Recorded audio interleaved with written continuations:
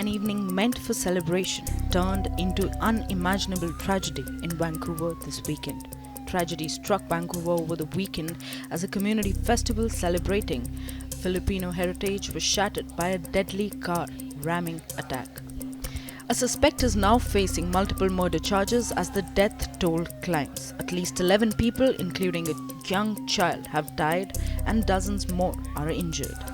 Police have ruled out terrorism as a motive, instead pointing to a mental health struggles as a possible factor. I actually heard from a friend who knew from a friend as well. Like, he texted me, so I was in complete utter disbelief. It was very shocking. It was very horrific, and I just I didn't know what to feel at that time. It's just the kind of stuff that does not happen here. It happens, something like this. You would hear news coming from the States.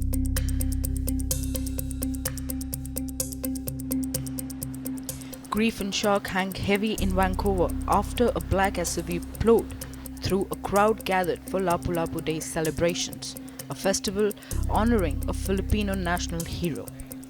He just pushed the gas all the way through the whole block right there, crashing into everyone in his way. I heard a bunch of crashing and stuff. Then I walked down not even half the block. I just saw a bunch of bodies and everything, and I just went back. Last night, families lost a sister, a brother, a mother, a father, a son, or a daughter. Those families are living every family's nightmare.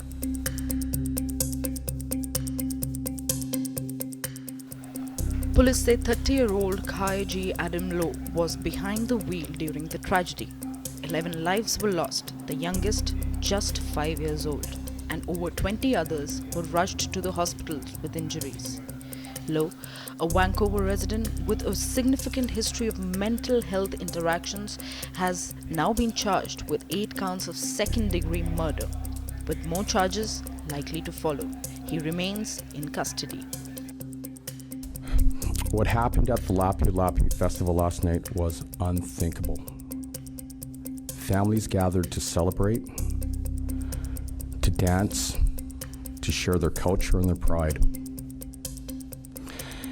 And in an instant, their world was shattered.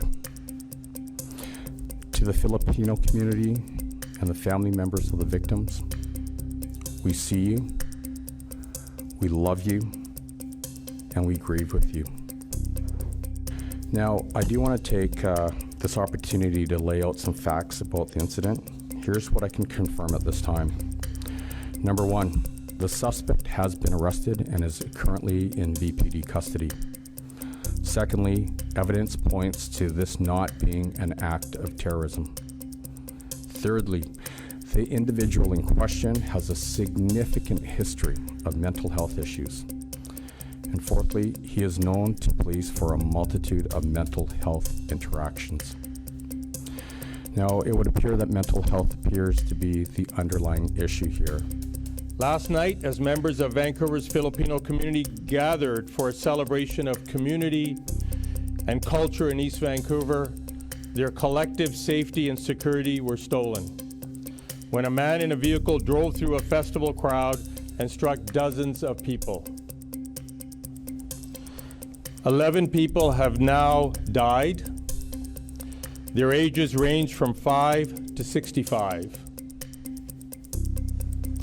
Dozens more are injured, some critically, and some have not yet been identified.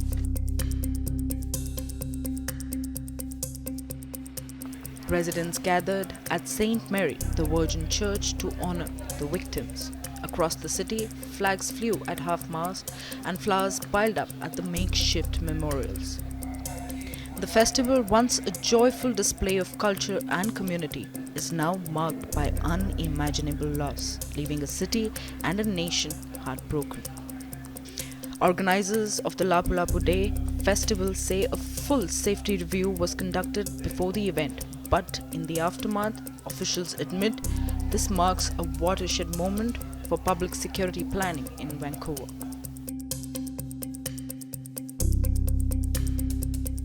Canadian and Filipino officials have pledged full support for the victims' families as Vancouver mourns one of its darkest days.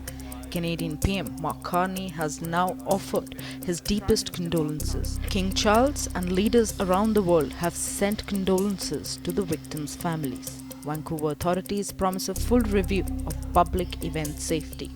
Meanwhile, the Filipino-Canadian community mourns, leaning on each other for strength.